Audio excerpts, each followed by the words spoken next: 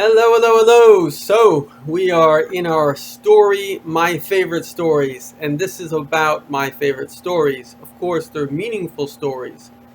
So, yesterday we had a very meaningful, profound Holocaust and faith based story. My next favorite story is a story which takes us back many years ago.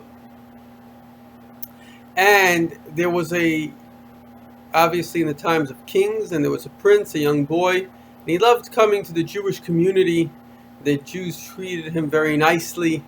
And now, a lot of people, Jews included, don't understand anti Semitism. We don't hate anyone. Why do so many people, obviously not the majority, but many people throughout all of history, in fact, they asked the Japanese, if you had to hate someone, who would you hate? It would be the Jews. So, thank God I'm a straight person and I'm a normal person, but sometimes you go through situations which reveal the essence of evil. And for example, one time I had a gay desire, and I realized that the reason I had that was because I was at that time very, very, very feeling very, I don't know if insecure is the word, but actually very panicked. And so it made me realize that actually what's behind that desire is, and as you can see it empirically, is basically people, like all mental illness, is based on fear. So people that are afraid, and there's a desire for safety. So, same thing as with anti Semitism. Anti Semitism is a narcissistic, jealous desire. Now, when they asked Freud for the basis of anti Semitism, he said anti Semitism is, yes, he called them miserable bastards. Now, I used to think that was a joke. He was making fun of them. But it was actually a very profound psychological, basically, if you want to call it, label. Because when people are miserable, they become bastards. Now, in order to be miserable, you have to believe that life is unfair. In order to believe that life is unfair, you have to believe that you have expectations that are valid. So, for example, I lived in Africa many years, and there are many, many very poor blacks, and they basically, in a way, serve the whites. And they don't have they're very nice people. They have no basically expectation differences. It's not like, oh, they're upset. This is normal to them. On the other hand, take somebody who has a different reality, and then that person feels upset. I was on status A and I was minimized. And so when a person usually what's from low self-esteem develops what's called narcissism, which is a delusion of their own importance. So now, where does reality exist? It exists in our own head. So if reality exists in our own head, so who's the most important person in the world? So if I'm narcissistic, which is a delusion, I am. And so if you are important, you're taking away from my importance. That's a little bit like Snow White, mirror, mirror on the wall, who's the fairest one of all? And as soon as somebody else was more beautiful because she was the most beautiful. Now, if you like beauty in general, you celebrate everyone's beauty. But if it's all about you being the most beautiful, then the other person's a challenge to you. And that's why we find, very interesting in Africa, like I mentioned, the Africans by nature are not anti-Semitic, they're nice people. But give them power, they become anti-Semitic. Because what happens in power is now they've become narcissistic. They think they're the best, they're the chief, the king, whatever. And now they can't handle the Jewish people. And again, I once had this. Again, I was going through a difficult time and I was narcissistic. And again, it's based on low self-esteem, which covers up as a kind of a delusion of your importance. And I once had this like hatred to the Jews. Again, these were fleeting things that I just once had. But the point of the matter is, because I had it once, I was able to track where is it coming from. You know? So I was able to understand, and that's why you even have Jewish people like Noam Chomsky, very smart guy. He's like the father of the linguistics. I taught in the linguistics department, and he's an anti-Semite. You have stupid Jews who are anti-Israel because of this guy like I don't want to say the guy's name, but a very famous person. They support anti-Israel. So it's like a Jew supporting Nazis. But because they're anti-Semitic, because it's basically the same fundamental evil, it's narcissism. You can't handle the other that's better than you because you think you're the best. And that's why the media, the left-wing media, again, they're anti-Israel, they're anti-Semites because they're narcissists. They think they're so great. They can't handle. Again, you see it in the black radicals. As soon as they become radicals, they can't handle whites. They have to be the best. Obama was a total narcissist. So just because it's important, because elections are coming up, so people may say, well, Trump is a narcissist, but there's a fundamental difference. The difference is that Trump is a Christian. He believes in the values of law and order. In fact, they respect the Jewish people. Obama was an Islamic narcissist. He was raised, this is his own words, not my words, his words.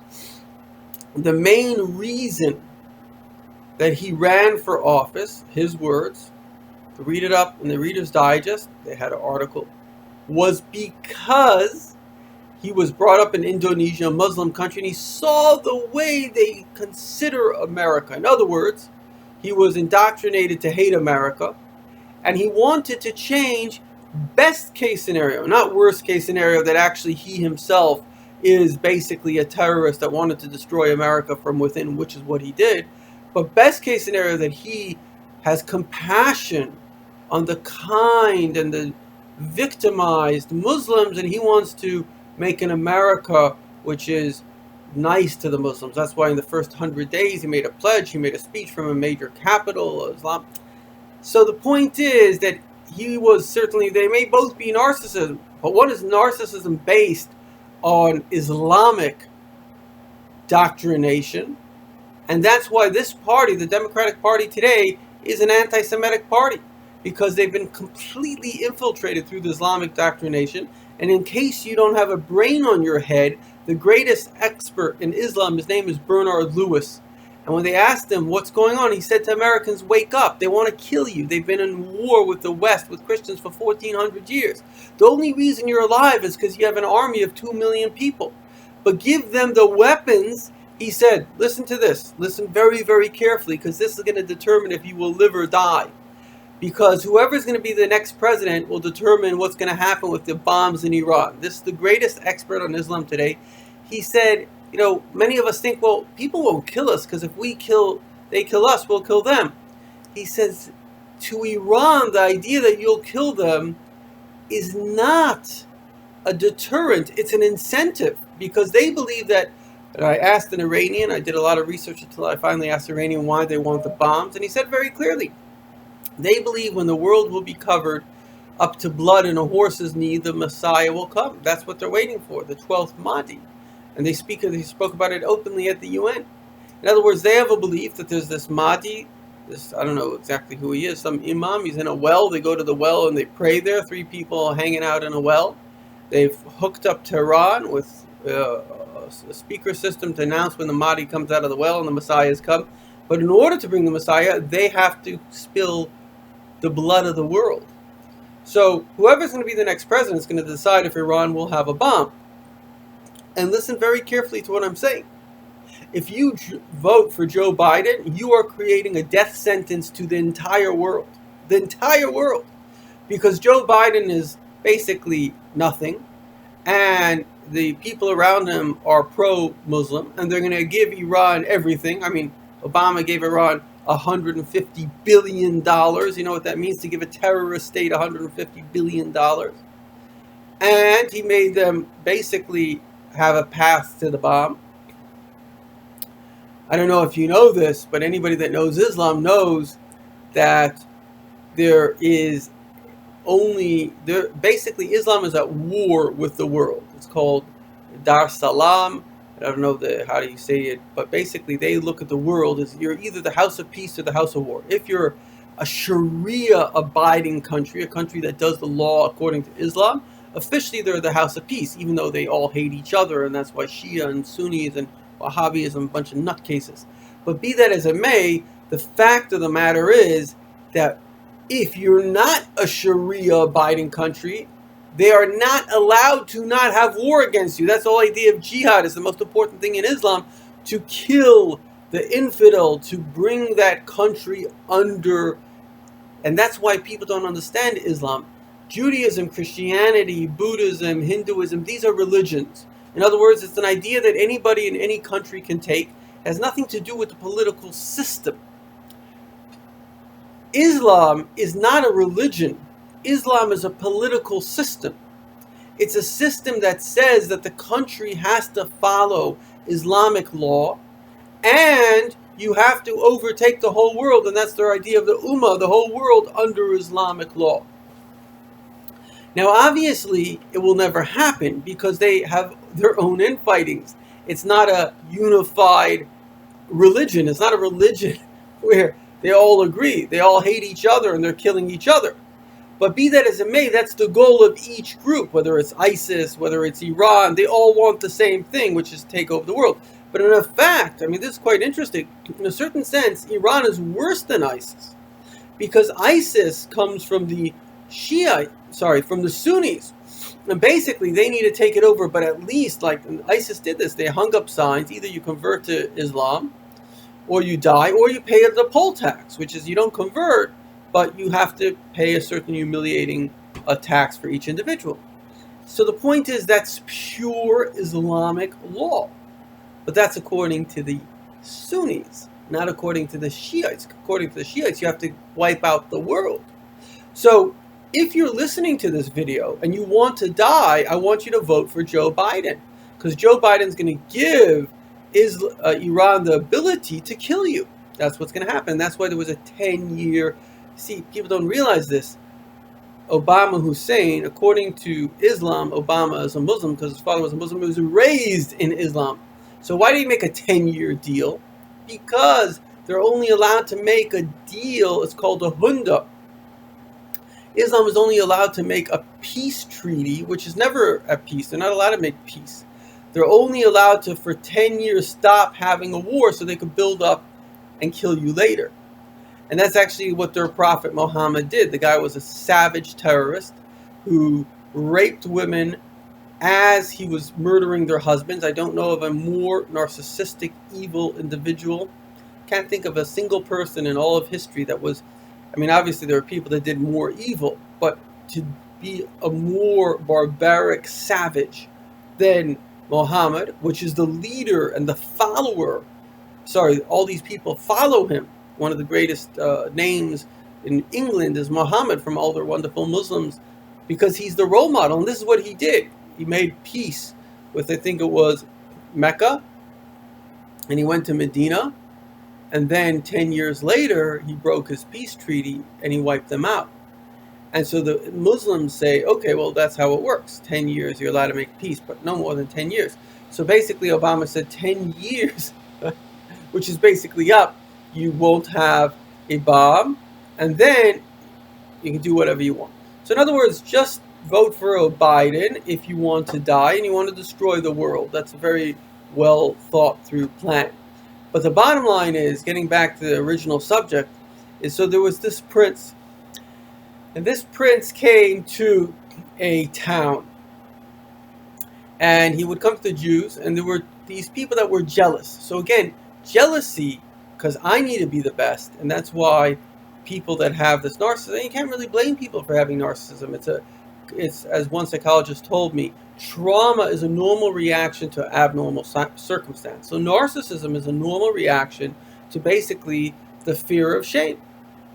We protect ourselves by saying, no, we're so great. It's a way of calming ourselves. One of the brain basically has two functions, really three in a way, but two functions. Function number one is make you happy. Function number two is make sure you're not in pain. And anxiety is a great pain. So the brain will do any kind of crazy idea to take you out of anxiety. will make up any story just to take you out of anxiety. So because you're afraid of getting shamed, so you say, no, I'm so great, and you project this. It's like a bully. They project this whole thing, but that whole thing is just to say, no, I'm too strong for you to attack me. It's a way of trying to get people not to criticize you. It's just fear of criticism. So the bottom line is that the prince comes to the town, and unfortunately he had two bodyguards that were anti-Semites. They didn't like the way the king was kind to the Jews, so they decided to make a plot. And as he alighted from his horse, took out a small dagger, he stabbed him, and then they brought the prince back to the king, and they said the Jews stabbed him, and the king didn't suspect his bodyguards. So what happened was, the king said to the Jews, you have 3 days, give me the killers, or I burn down the whole Jewish town. Obviously, the Jews didn't have killers, so they decided to make a fast to God for 3 days. Towards the end of the 3 days, there was a young boy, came to his mother, he says, Ma, I'd like something to eat, I'm hungry. So she said, the rabbi said there's a fast, we're not eating, we're praying to God to save us. So he said, take me to the rabbi. So she took him to the rabbi, and he said, God has already passed the decree, everything's going to be fine, take me to the king. And this was a very holy young boy. He said, okay. So he took him to the king, and there the prince was lying awake. He was in a casket, and he wrote 3 Hebrew letters, Aleph Mem Tov. Aleph Mem Tov is emes. He said to the prince who was dead, tell us the truth, who really killed you? And the prince sat up, and he pointed to the 2 bodyguards, and he went back down, and either the word Aleph disappeared, and it turned into Met. Now that's a very important line. Why? Because in this world, if you have Aleph, if you have the truth, if you have God, then you are Emet, you are true, you are real, and you exist. But if you take God out of the picture, you are Met, you are dead. That's why our sages tell us, Rishoyim b'chayim kurim mesim. Wicked people in their lifetime, they're dead. Because what they stand for, let's say communism, millions of people believed in it, but it was death, even while they were believing in it, because fundamentally it was not true. The current liberalism really is just disinformation. Russia, and we have the spies that, in fact, there's a book called Disinformation by the highest ranking general, 2-star general who was the head of the KGB of Romania, that defected, and he wrote exactly what they did. And basically, the way disinformation works, it's like judo. Judo doesn't fight the other person, it uses the other person's strength against themselves. And so they looked for weak points in the society. Let's say it's radical blacks, let's say it's gays and lesbians that basically have issues, and they look for the weak points, and or Arabs that had this natural hatred to the Jews going 4,000 years back because they got kicked out of the house. And so they looked for the weak points, and they exploited the weak points to destroy Israel, to destroy America. And the truth of the matter is they're not successful, because thank God in America we have enough pride that we elected Trump. We know that we are standing for ourselves. England as well, is getting rid of the Muslim influence. But the point is, there are a lot of stupid people that don't think. Hitler said, lucky for leaders that people don't think. These are the kind of people that would become Nazis because they don't think for themselves. They allow people to tell them what to think. And so in the end of the day, that's what communism did. And so if you take out the Aleph, if you take out God, you take out the Bible, you take out truth, you have mess, you have death. And I'm telling you now, if you believe in this liberalism, which didn't exist, 40 years ago, the whole thing didn't exist. It was just ridiculous. I mean, nobody would even think that being gay is a normal thing. It was actually classified as a psychological disease. It just happens to be a psychiatrist told me that there were gay people that got onto the classification committee and they took it out. But that's what it is. It's a disease, because obviously it's abnormal. It doesn't take a rocket scientist to tell you that being gay is an abnormal thing. They call themselves queer for a reason. So the fact of the matter is that you may say, but you've been brainwashed and you're afraid to challenge the status quo. That's all it is. It's fear. And if you can be brave and say, okay, well, what is the truth? I met a Russian Jew, and he was a liberal. And then he saw actually this video from a Russian Soviet spy. You can see he spoke it in, I think it was Berkeley, in the 70s, and he said exactly what's happening. Whatever he said happened now. So he predicted it because they infiltrated into the minds of the youth. He says it takes 20 years for this technique to work because the kids are growing up with this bizarre ideas, and therefore they've destroyed basically normalcy. People are acting stupid. I mean, what do you mean? Are you a boy or a girl? Are you out of your mind? I'm non-binary. Are you nuts? You know, every single cell in your DNA says if you're a boy and a girl. Your brain is a different brain. You're going to have a cell change, a brain change. I mean, it's just absolutely abnormal. But the point is that people do crazy things when other people do crazy things because it's easier for them not to be brave, not to make a video like I'm making, which is saying exactly, and I'm being vulnerable because some idiot can shame me for it, but I don't care because for me the truth is more important than if somebody shames me. But that takes courage, and courage comes through difficulty. I didn't get to courage easily. I got to courage through a lot of suffering. And so the point is that you can listen to people that look at all of history, that have suffered in life and that know what they're talking about, or you can just become like a herd, like these cows that they're going around in a circle like so many other societies before us, that they have these bizarre ideas, and eventually the ideas die and everything you stood for will become meaningless. It's mess, it's death, even in life. And so this is an important story with an important lesson, which is if you wish to be eternal. Because one thing you have to understand is while you're alive, you have a choice. You have a choice to make truth versus fiction. Now, truth is not the most common and popular path because the bullies and the narcissists, especially now with disinformation, governments getting involved, and it's going on to this very day, in trying to manipulate people to the destruction of that society. So people, they are afraid of being kind of brave and saying the truth. And what ends up happening is they end up destroying themselves. That's what happened in Greece. That's what happened in Rome. These are empires. Basically, they exist for about 200 years. Then they self-destruct. And so the Western world, again, is like about a 200-year empire.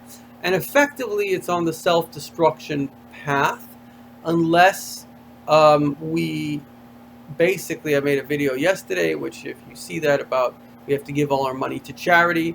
That's the thing that will save us. It's charity saves from death. Charity brings redemption.